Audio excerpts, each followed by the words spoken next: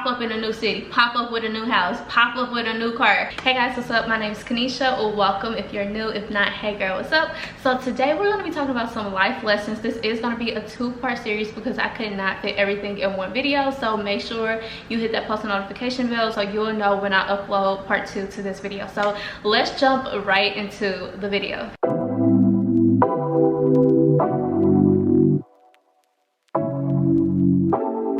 Have a plan. Not saying you have to have your whole life figured out. You don't, because as you get older things will change, but have some sense of direction you want to go in.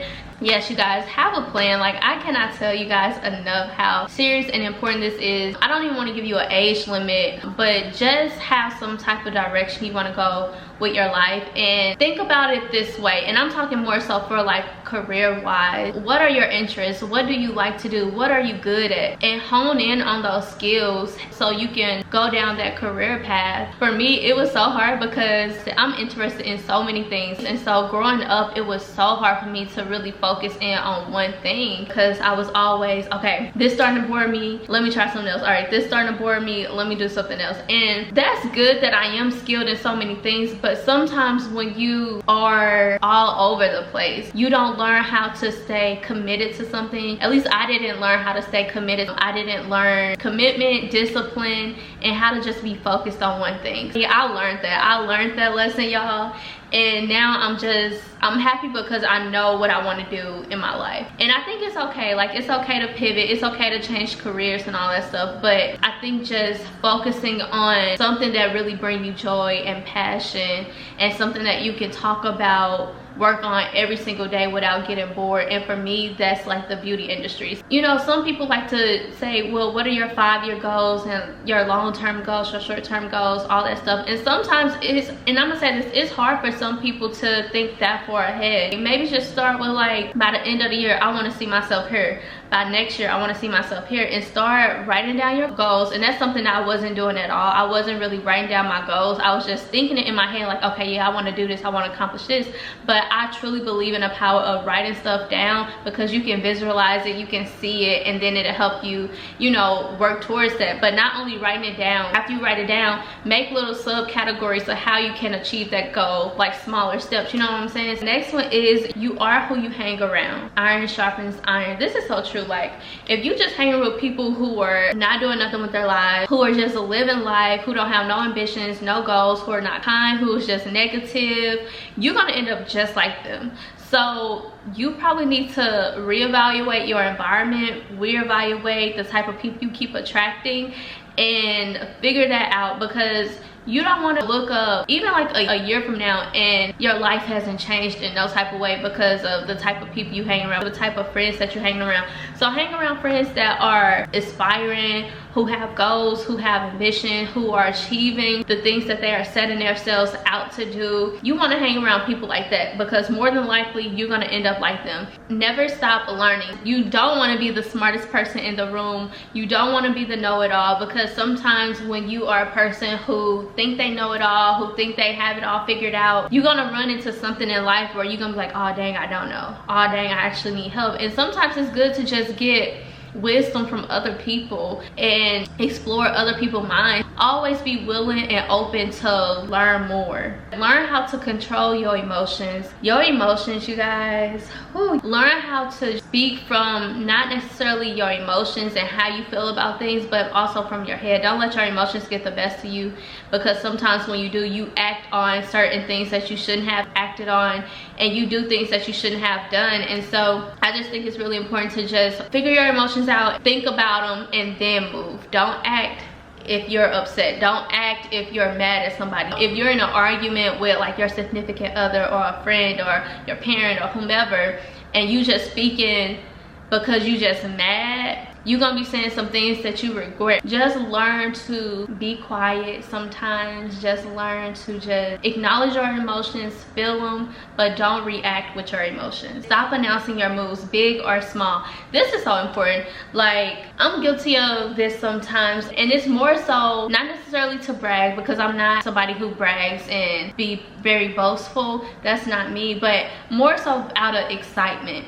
And sometimes when you do that, some people can rain on your parade and some people aren't really genuinely happy for you. Sometimes people can be like negative about it, and it's more so out of like envious, or some people just might be negative. Some people, they just don't think whatever it is that you're trying to do is gonna work. Some people just be very doubtful, and so sometimes it's just best to keep your mouth shut until everything is set in stone. And it's good to just pop up in a new city, pop up with a new house, pop up with a new car, pop up in a new relationship, because sometimes you don't want to hear people's opinions about whatever it is that you're doing. You don't want to hear people's negative talk about if you're trying to do better in your life, if you are doing better in your life. Some people literally just be watching you to see what you're gonna do next, to see if you're gonna mess up, if you're gonna fail. You know, people be hoping that you mess up, people be hoping that you fail, all that stuff. It's sad, but it's so true. Like, this world that we live in is just unbelievable sometimes. But you do have those people, like those friends, those family members who do be very happy for you, who do be supportive of you and all that stuff. So I mean, recognize those people and confide in them when you want to talk about your next big move, your next big thing that's about to happen. You know what I'm saying? If you do just want to share it with somebody, share it with people who you know are going to be happy for you, who are going to be cheering you on, supporting you. Still be nice in a cold world. You can't expect you from others. This is so true, you guys. If you are a nice person, a kind person, a caring person, giving, wears their heart on their sleeve, keep being that person, because God sees your spirit, he sees your heart, and he will reward you. You don't have to worry. Don't spend your time worrying, oh well, I did this for somebody and they didn't do this for me. And first of all, if you doing things to receive something back, are you really doing it because you're genuine, or are you doing it because you want something in return? You have to learn how to just do stuff out of your heart because you really want to do that, you know what I mean? And so once you learn that, you'll be okay when you don't get stuff back, because you're not giving from a place of wanting to receive. You're just giving because you really want to. And so still be nice to people, because God is going to reward you, because he sees your heart, he sees your spirit. So you don't have to complain or get mad or get upset. Just do stuff because you want to do it. And sometimes God is still working on certain people, so you can't worry about other people, just worry about yourself. Sis, everybody is not your friend. I think I learned this early 20s. Everybody is not your sis. I know we use that term like so loosely now, but yeah, everybody isn't your sis. Some people just want to get close to you for the things that you have, because they want the same things that you have. You'll be so amazed why people will want to befriend you and all that stuff. When you start to learn people's motives, that's why I thank God that he gave me the gift for like sensing people vibes and all that stuff, because sometimes I just don't get good vibes from people. And when I know those vibes and acknowledge those vibes, like, I move accordingly. Everybody don't have your best interest at heart. Stop gossiping. This is huge, y'all. If you and your homegirl, if that's all y'all like to do, y'all need to stop. Because for what y'all talking about people for? I've never been like a person that likes to sit up and gossip about other people. Like, it's never been my thing. And so I just don't understand why people feel the need to sit and gossip about other people. Is your life that boring that you find the need to want to sit and talk about somebody else because you don't have nothing going on for yourself? Let's take it to the Bible. Let's see what the Bible says. Let's go to Matthew verse 7 3 through 5. It says, why do you look at the speck of sawdust in your brother's eyes and pay no attention to the plank in your own eye? How can you say to your brother, let me take the speck out of your eye, when all the time there is a plank in your own eye? You hypocrite, first take the plank out of your own eye, and then you will see clearly to remove the speck from your brother's eye.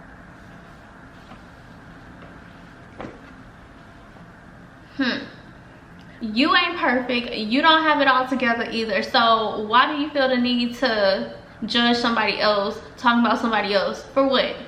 You need to get a life. That's what you need to do. Because we too grown to be talking about other people, gossiping about other people. Like, no, we don't do that over here. Next, having a community is important. You need friends. This is so true, you guys. I grew up hearing like, you don't need friends, you need to learn how to be by yourself, it's okay to be by yourself, blah, blah, blah. As you get older, I have learned you need friends, you need a community, whether your community is made up of you and one other person, you and two other people, you and three other people. You need a person that you can go to cry, to vent to laugh with, to get advice from. You know what I mean? It's good to have a community of people, you guys. I'm telling you, you need friends. And look, I'm a girl's girl, okay? I'm all about community. I love sisterhood. I think it's so important to have a sisterhood between you and somebody else, because you need somebody that you can confide in, where you don't feel like you are being judged, where you don't feel like you can't really share everything because you're afraid of them telling your business to somebody else or whatever the case may be. But you need friends, okay? Because holding everything inside is not helping you at all. Trust me, I know, because sometimes when the explosion happens, because it's gonna happen, and everything just come out because you hold so much stuff inside. So trust me, y'all, I'm speaking from experience because this has happened to me, okay?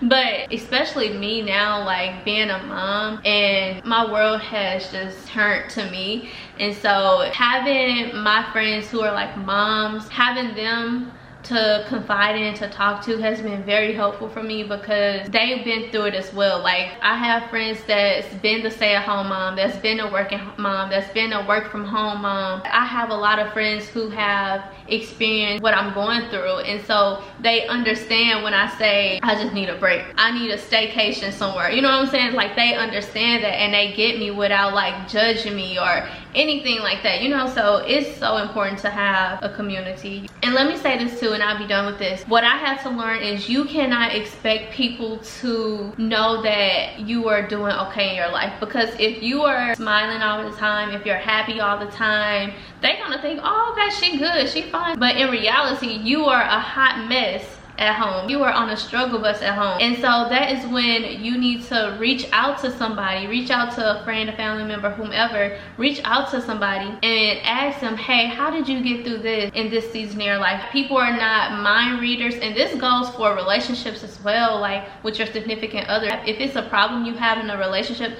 you need to express that, because your significant other isn't a mind reader. So going back to the community, start sending out a text. I'm really struggling with this, can you help me with this? If they really are in your corner, they're not gonna have a problem with helping you. You know what I'm saying? So you have to learn how to open your mouth and ask for help. And that's something that I struggle with so much, because I was always so afraid of like people judging me. But no, like if they're your friend, they're not gonna judge you. They want to help you. But if you just sit up there acting like everything is all good and you not good, you're gonna be hurting yourself. Okay, I had put, sometimes you have to cut off people. Love them from a distance. It's okay. Your peace and joy is more important. I feel like this is true. I feel like also, instead of cutting people off, just love them from a distance, because you don't want to cut people off completely. But if this person always comes to you with problems, drama, let people know what it is. Like, I don't have the capacity to talk about this right now. Let me call you back when I have free time. Sometimes people just like to call you to vent, and unfortunately I fall into that category sometimes. Some people just like to call me to just vent and talk about their problems. And so even myself, I have to get better at telling people, look, let me call you back, this right now it's not a good time, or I don't have the capacity to talk about this right now, you know? And so I think just being open and honest with people will help a lot of tension in relationships where you feel like you just have to completely cut people off. But listen, if they're not getting a message, love them from a distance, baby. Find a hobby or a skill, something you enjoy, and something you can make money from. Listen, honestly, I feel like they kind of go hand in hand. Find you a hobby, and find you a hobby that's gonna get you active. Find you a hobby that's gonna get you where you can clear your mind, that's a stress reliever, whether that's working out, riding a bike, painting, swimming, I don't know. Do something that's gonna be fulfilling for yourself, fulfilling for your soul, because I definitely believe in self-care. And self-care, honestly, to me, I know I always kind of like, when I do my self-care, it's more like skincare and all that stuff, but self-care isn't always just like on the outside. It's not always just going to the spa or getting your nails done, your hair done, all that stuff. That is good, but self-care is also feeding your soul, eating a good meal, reading your Bible, you know what I'm saying? So find you some hobbies, find you some skills that you can do that's gonna be good for yourself and help you be a better person, and just really learning to pour into yourself. And then for why is this a skill? Yeah, girl, get you a skill. Like, honestly, with the way this economy is going, it's good to know how to do other things besides just your 9 to 5, because it's good to just have multiple streams of income, trust me.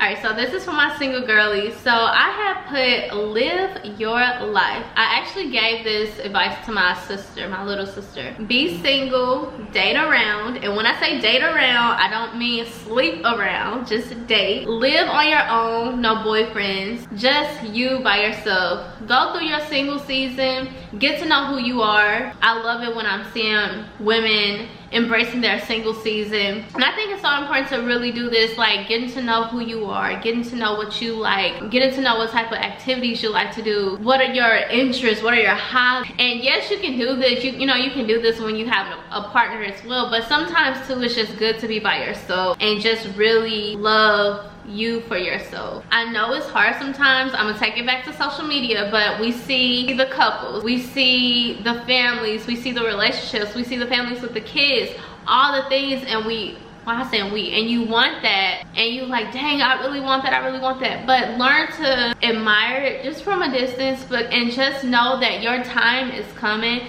God is preparing the perfect guy, your perfect husband, your perfect boyfriend. He is preparing him for you. Just get to know who you are first. Get to love on yourself and date, so you can get to know the things that you do like and you don't like in men, or what qualities that you want your future boyfriend or husband to have. You know what I'm saying? So I think it's very, very important to do that. And I think I'm stressing it so much. Again, we are girls, but I think I'm stressing it so much because I didn't really have a single season in my 20s. Like, I was with my husband pretty much throughout my whole 20s. And so I didn't have a season where I was just by myself. Well, actually, you know what? So I got dumped, y'all. Like, I got dumped when it was high school. Like, honestly, you guys, like, this will go into my next one. I didn't have that many like boyfriends like growing up, honestly. I only had maybe like 3, and that's including my husband. 4. Hold on. Oh God, I forgot the guy name. Okay, that's his name. Okay, so 4, and that's including my husband. So the last relationship I was in before my husband, no, actually, okay, I was dumped, and then I was in like 2 other relationships, and that was it. And then my husband came into my life, but I went through a single season, and I honestly, during this time, I wasn't looking for nobody. I was just living my life. I was okay, I was fine being single, and honestly, he just came into my life unexpected. And we were at a friend's party. He wanted to dance with me, and he got my phone number, and we was just kind of like talking back and forth. It kind of like grew from there. And so I'm just saying this to say, like, don't go looking for nobody. Don't try to force relationships, because when you do that, you're gonna be forcing something that you may later regret in life or in that relationship. Of course, you can always get out the relationship, but I'm just saying, like, just don't force it. Don't go looking for anything. Let your husband find you. I'm telling you, let him find you. For real, when they say things happen when you least expect it, that's truly, I truly believe that. So just go through your single season, embrace your single season. It's not too late for you. The husband is coming, the family is coming, the kids are coming, all of that is coming for you. So just don't feel like, you know, dang, I'm 28, I'm 29, I'm 30, I'm not married, I don't have kids. So what? And trust me when I say it's people who are in relationships that need to be broken up, or they want to get out but they afraid to, or they can't, or whatever. Trust me when I say your time is coming. Stop the negative self-talk. Girl, stop talking negative about yourself. And it's so crazy. The pastor I was listening to last night, he said it. He was like, why is it so easy that we can speak so down on ourselves, but we can't lift ourselves up, we can't build ourselves up? And I was like, dang, that is kind of true. It's so easy to always talk about what we lack and talk about our appearance, or I'm not smart enough for this, or I'm not qualified for that. Why is that so easy for us to do and not easy for us to build ourselves up? Like, you are beautiful today, girl. You know what I'm saying? Like, why is it like that for us? Why is it so easy for us to talk so negative? But we need to stop that. We need to start coming up with some affirmations, speaking positive, start speaking life in your life. Life and death is in the power of your tongue. That's Bible, seriously. Speak life. You are wonderful. You have an abundant life. You are powerful. You are beautiful. You are smart. Believe it when you speak it. God don't think negative of us. He only speaks positive things of us. So why do we do that to ourselves? Girl, I'm telling you, you will really change your life with the words that you speak to yourself. And not only to yourself, but also to other people, how you talk to other people. How could you sit up and encourage other people, build other people up, but you can't do that for yourself? And then when you start building yourself up, you're not gonna need other people to build you up, clap for you. You know what I mean? So start speaking positive things about your life. Okay guys, so that was all of my part 1 to lessons learned. I hope you enjoyed it so far. We also have part 2 to go, so make sure you guys hit that post notification bell so you don't miss the notification when I post that, and also subscribe to the channel if you have been enjoying this. And trust me, you will not want to miss part 2 because I got pretty amped on part 2 for whatever reason. But I will see you guys in the next video. Bye y'all.